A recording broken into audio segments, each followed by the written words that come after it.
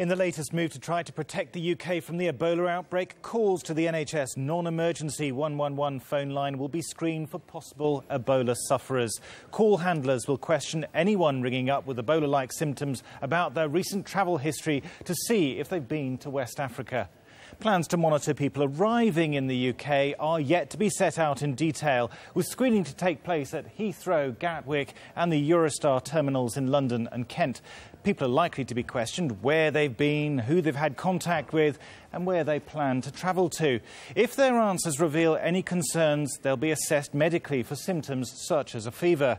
Ebola can take up to 3 weeks to develop, so passengers will also be given advice on what to do if they show symptoms later.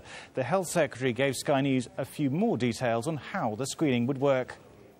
Well, I think there's a misunderstanding about what the screening process is, because the Ebola virus can incubate in someone's body for 21 days, and so we're not expecting to find a large number, indeed necessarily any cases at airports when people arrive.